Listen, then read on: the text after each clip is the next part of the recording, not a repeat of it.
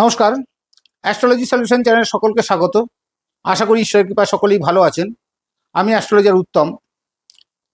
আজ আমরা আলোচনা করব জন্মছকে কাল সর্পযোগ কখন হয় এবং এই কাল সর্পযোগটা কি এবং কাল সর্পযোগ থেকে কি কি শুভ বা অশুভ ফল দেয় বা কখনই বা শুভ ফল দেয়, কখন বা অশুভ ফল দেয়, এই বিষয়গুলো নিয়ে আজ আমরা আলোচনা করব। তবে যারা চ্যানেলে নতুন তারা অবশ্যই চ্যানেলটি সাবস্ক্রাইব করে বেল আইকনটি প্রেস করে অল অপশনটাকে প্রেস করে রাখবেন, যাতে এই ধরনের ভিডিওগুলো আপনারা সবার আগে পেতে পারেন। আর যারা ফেসবুক বা ইনস্টাগ্রাম থেকে দেখছেন তারা অবশ্যই চ্যানেলটি লাইক, ফলো ও শেয়ার করে অপরকে দেখার সুযোগ করে দেবেন।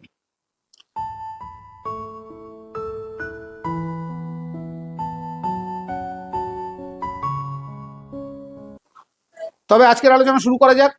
আজকের আলোচনার বিষয় কাল সর্পযোগ কি। আপনারা এখানে একটা রাশিচক্র দেখতে পাচ্ছেন। এই রাশিচক্রের 12টা রাশি আছে। 12টা রাশির মধ্যে 9টি গ্রহ নিজ নিজ স্থানে অবস্থান করে। এবার তার জন্ম সময় অনুযায়ী যে জন্ম ছক তৈরি করা হয়, যেই জন্ম ছকেই এই 9টি গ্রহের অবস্থান অনুযায়ী তার জীবনের শুভ এবং অশুভ ফলগুলো জ্যোতিষশাস্ত্র থেকে নির্ণয় করা হয়। এখানে যে 9টি গ্রহ আছে, কালসর্পযোগ বিচার করতে গেলে প্রথমে দেখতে হবে জন্মছকে এই 9টি গ্রহের মধ্যে রাহু এবং কেতু কোন জায়গায় অবস্থান করছে। সবসময় জানবেন যেখানে রাহু অবস্থান করে তার ঠিক বিপরীত জায়গায় কেতু অবস্থান করে, অর্থাৎ রাহুর 180 ডিগ্রি বিপরীতে কেতু অবস্থান করে। ধরুন কারো জন্মছকে এখানে রাহু অবস্থান করছে, যদি এই মেষ রাশিতে এখানে রাহু অবস্থান করে তবে তার ঠিক বিপরীত অর্থাৎ তার 180 ডিগ্রি অর্থাৎ সপ্তম স্থানে হচ্ছে কেতু থাকবে। এটা সর্বদাই থাকে যে রাহুর বিপরীতে কেতু থাকবে। বাকি রইল 7টা গ্রহ। 7টা গ্রহ হচ্ছে রবি, চন্দ্র, মঙ্গল, বুধ, বৃহস্পতি, শুক্র এবং শনি। এই 7টা গ্রহ এই রাহু এবং কেতুর অবস্থানে যে কোনো একদিকে, হয়তো ধরুন এদিকে 7টা গ্রহ অবস্থান করছে, এই দিকটা পুরো খালি, বা এই দিকে সমস্ত গ্রহ 7টা গ্রহ অবস্থান করছে, অপোজিট দিকটা পুরো খালি, তখন আমরা বলি যে তার জন্মছকে কাল সর্পযোগ আছে। এই কাল সর্পযোগ দেখবেন আমাদের একটা ভ্রান্ত ধারণা আছে, যদি এই রাহু এবং কেতুর এক সাইডে 7টা গ্রহ না থেকে 6টা গ্রহ থাকে এবং অপর সাইডে যদি কোনো একটা গ্রহ থাকে, তখন কিন্তু এই কাল সর্পযোগের ফল হয় না, কাল সর্পযোগ ভঙ্গ হয়। অনেকে বলেন যে অর্ধ কাল সর্পযোগ, কোয়ার্টার কাল সর্পযোগ, আংশিক কাল সর্পযোগ। এই আংশিক কাল সর্পযোগ, অর্ধ, কোয়ার্টার এগুলো কিছু হয় না, কাল সর্পযোগ আছে বা নেই।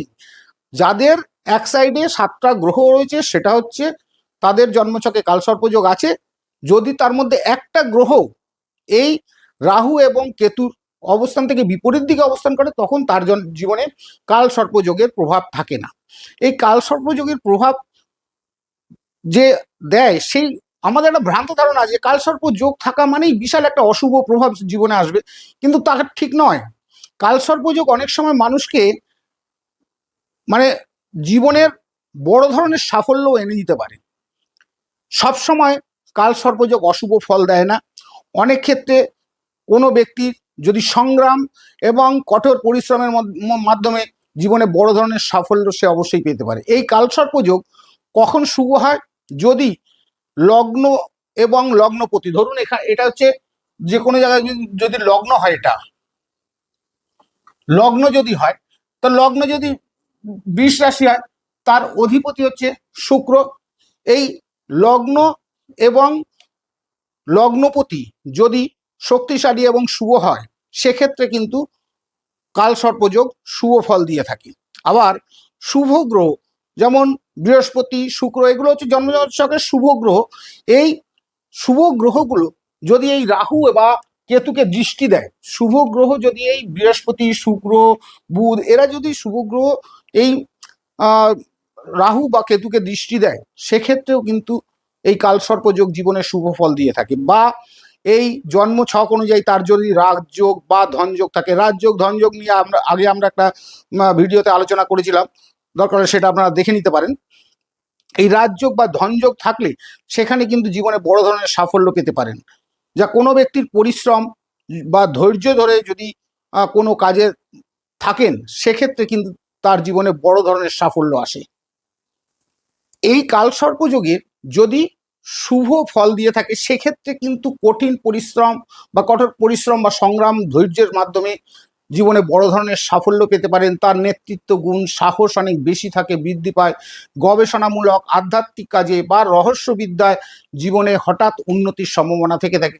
আবার এই কালসর্পযোগ কখন অশুভ ফল দেয়? যদি রাহু এবং কেতু লগ্ন থেকে পঞ্চম, লগ্ন, পঞ্চম, সপ্তম বা দশম ভাবকে বেশি প্রভাবিত করে।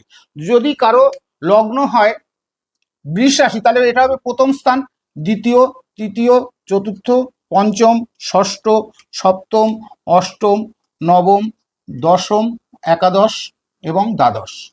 এই 12টা ঘর, এই 12টা ঘরের মধ্যে যদি লগ্ন স্থান, পঞ্চম স্থান, দশম স্থান এবং সপ্তম স্থান, এই যে সপ্তম স্থান, এই সপ্তম ভাবকে যদি বেশি প্রভাবিত করে বা জন্মছকে লগ্ন অনুযায়ী যদি শুভ গ্রহ যেমন বৃহস্পতি, শুক্র, বুধ এগুলো যদি দুর্বল হয়, বুধ, বৃহস্পতি, শুক্র এগুলো যদি দুর্বল হয়ে থাকে তখন কিন্তু এই কাল সর্পযোগ জীবনে অশুভ ফল দিয়ে থাকে।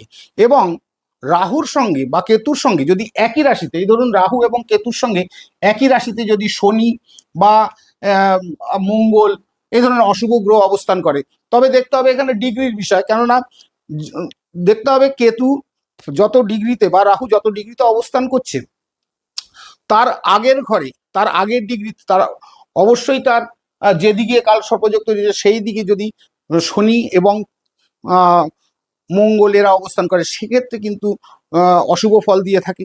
বা রাহু এবং কেতুর দশা চলাকালীন কিন্তু এই অশুভ ফলগুলো অনেক বেশি দেয়। যার জন্মছকে এই ধরনের কাল সর্পযোগ আছে এবং অশুভ ফল দিচ্ছে, বা আপনি বুঝতে পারছেন যে আপনার জীবনে একটা অশুভ ফল দিচ্ছে বা আপনার জীবনে কাল সর্পযোগ যদি থেকে থাকে, সেক্ষেত্রে আপনারা কতগুলো প্রতিকার, ঘরোয়া প্রতিকারের উপায় আমি বলছি, সেগুলো যদি আপনারা নিয়মিত করেন তাহলে দেখবেন আপনাদের এই কালসর্পযোগের যে অশুভ প্রভাব সহজেই তার থেকে আপনারা মুক্তি পাবেন। যেমন সোমবার দিন আপনারা যদি পারেন উপোস থাকবেন, একান্ত যদি না থাকতে পারেন অন্তত নিরামিষ খাবেন এবং শিবের মাথায় একটা ফুল, বেলপাতা এবং গঙ্গার জল দিয়ে যদি পঞ্চামৃত তৈরি করতে পারেন খুবই ভালো হয়। সেই পঞ্চামৃত শিবের মাথায় নিবেদন করুন এবং মহামৃত্যুঞ্জয় মন্ত্র আপনারা জপ করুন। যদি জপ করতে অসুবিধা হয় আপনার যে কোনো সাউন্ড সিস্টেমে মোবাইলে আপনারা সেটা চালিয়ে আপনারা মন দিয়ে সেটাকে শুনুন, তাতেও কিন্তু আপনারা শুভ ফল পাবেন। শনিবার দিন বড় ঠাকুরের মন্দিরে গিয়ে শনি পুজো দিন এবং সেখানে আপনারা একটু কালো তিল, কালো বস্ত্র, সর্ষের তেল এই শনিদেবকে নিবেদন করুন। তৃতীয়ত হচ্ছে আপনারা নাগ দেবতার পুজো করুন। বিশেষ করে নাগ পঞ্চমীতে আপনারা উপোস থেকে নাগ দেবতার পুজো করবেন, এতে আপনারা অনেক শুভ ফল পাবেন।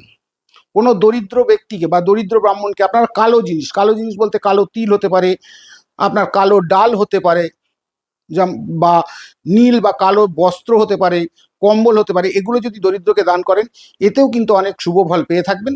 এবং দরিদ্র বা ব্রাহ্মণকে সন্তুষ্ট করে আপনার সাধ্য মতো তাকে খাদ্য দান করুন, তাতেও আপনারা শুভ ফল পাবেন।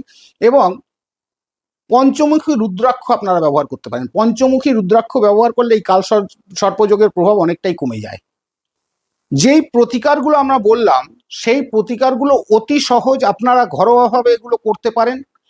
আপনারা যদি নিয়মিত এই প্রতিকারগুলো করে থাকেন অবশ্যই আপনারা এর থেকে শুভ ফল পাবেন। তবে মনে রাখবেন এগুলো নিয়মিত করতে হবে। ওই এক সপ্তাহ আপনারা শিবের মাথায় জল ঢাললেন আর পরে করলেন না, একটু শুভ ফল পেলেন তারপরে আর কিছু করলেন না, এই রকম নয়। আপনারা নিয়মিত এগুলো করলে এর থেকে অবশ্যই আপনারা এই কাল সর্পযোগের যে অশুভ প্রভাব তার থেকে আপনারা মুক্তি পাবেন। তবে মনে রাখবেন কাল সর্পযোগ আছে বলেই ভয় পাবেন না। সব সময় কিন্তু কাল সর্পযোগ অশুভ ফল দেয় না। অশুভ ফল একটা মানুষকে অশুভ ফল না দিয়ে শুভ ফল দিয়ে তাকে জীবনে প্রতিষ্ঠিত করতে অনেক সাহায্য করে এই কালসর্পযোগ। অনেকেই মান্যগণ্য ব্যক্তি, বিশাল বড় বড় ব্যক্তিরও কিন্তু এই কালসর্পযোগ রয়েছে। তারা কিন্তু তাদের জীবন শেষ হয়ে যায়নি, তারা কিন্তু দেখবেন একটা বড় বড় জায়গায় তারা প্রতিষ্ঠিত হয়েছেন। সুতরাং ভয় পাবেন না, ভয় না পেয়ে নিয়মিত প্রতিকারগুলো করার চেষ্টা করুন, অবশ্যই তার থেকে আপনারা মুক্তি পাবেন। এর জন্য কিন্তু প্রয়োজন কঠোর পরিশ্রম, ধৈর্য এবং সৎ পথে চলা এবং পরের উপকার করার চেষ্টা করা। কোনোদিন পরের ক্ষতি করার চেষ্টা করবেন না, যতটা পারবেন আপনারা উপকার করবেন এবং সাহায্য করবেন, তাতে আপনারা শুভ ফল পাবেন। আপনার জন্মছকে কালসর্পযোগ আছে কিনা বা কালসর্পযোগ আপনার জীবনে কীরূপ শুভ বা অশুভ ফল দিতে পারে, এই অশুভ ফল থেকে কিভাবে আপনারা মুক্তি পাবেন, সেগুলো জানার জন্য কমেন্ট বক্সে আপনাদের জন্ম তারিখ, জন্মস্থান এবং জন্ম সময় লিখুন, অবশ্যই তার উত্তর দেব। তবে আজকের আলোচনা এখানেই শেষ করা যাক। নমস্কার।